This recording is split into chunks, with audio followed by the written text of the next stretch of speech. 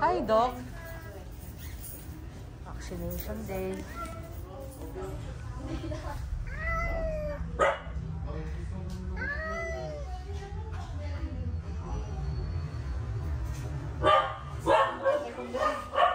Convenient. Tiger. Oh, whoops.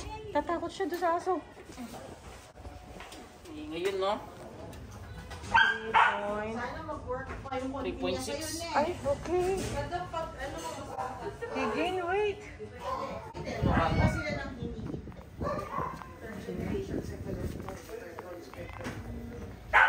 Nag-tamlay ba dun sa vaccine natin? The first 1 day and a half. Pero didn't last long. No. Yeah. Yeah. Din to.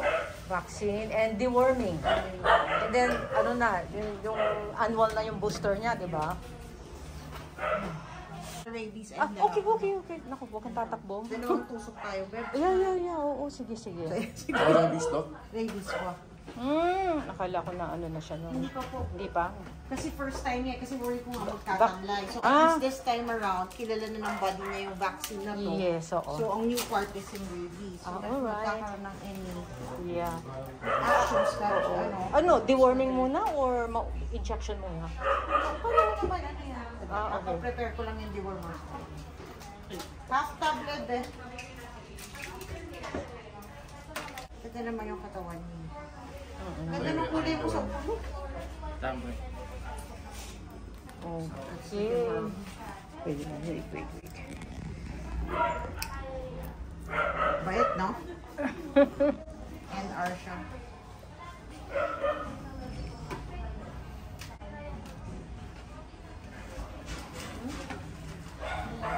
Okay.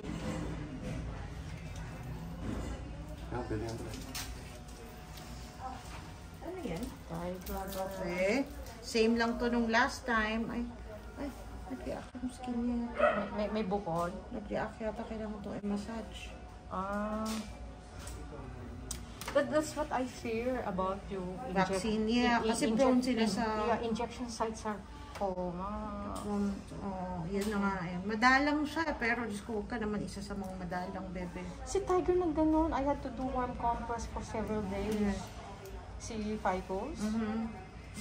Dito nga sa kanya eh. Dito sa between the That's shoulder why blades. ideal dito sa limbs dahil nga sa pag prone sa sarcoma, it's something that you can remove. Dito you cannot. Oo. Yun yung ano. Can you do the other side? Yeah, we're gonna do the kaso may rabies pa nga ako eh.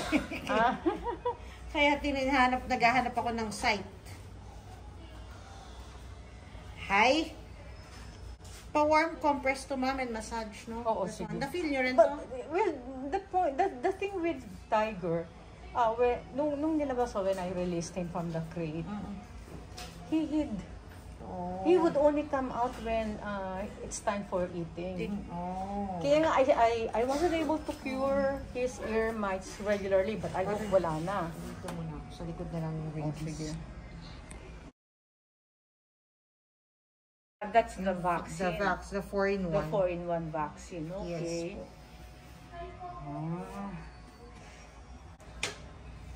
Ano yung dito niya? Oh. Ito. Malaki? Ito ma'am, feel niyo. Yan. Ay, oo. Pero mas malaki yung kay Ficus doon. Dati. Oo. I was so worried. Nagbasa ako na nagbasa. And then yun nga, I did the warm Madalang mo compress. nagkakaroon ng, pero syempre, we cannot say never. Yes. Meron at meron. It doesn't Yeah. always happen. Pero pa-massage na lang and monitor for any signs na lumalaki or ano. Oo.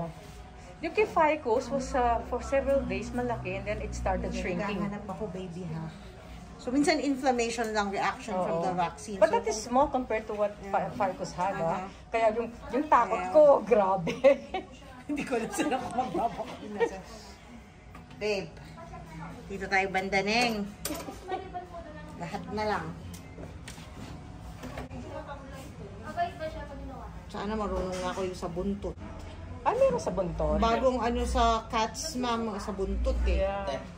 Why do they develop? Why not all cats? Not all Yeah, animals. what? The Only injection sites are cats common. ang mas common. Mas common. Yes. Before, si Ficus didn't have that bump, that lump.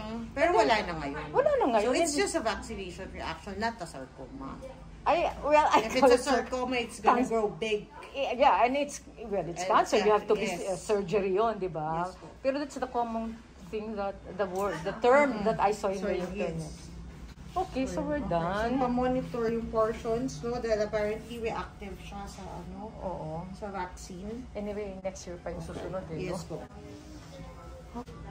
Sige na. Sige na. Sige na. Gusto ko na. Ano lang yan? Hindi ako nga kulang pa yun. Dagdagan mo, gawin mong even number. Make it even number 4. White. White. Oh, meron akong white, si Adele. Kilala mo? Naalala mo si Adele? Bye, girl. We're going home. Bye.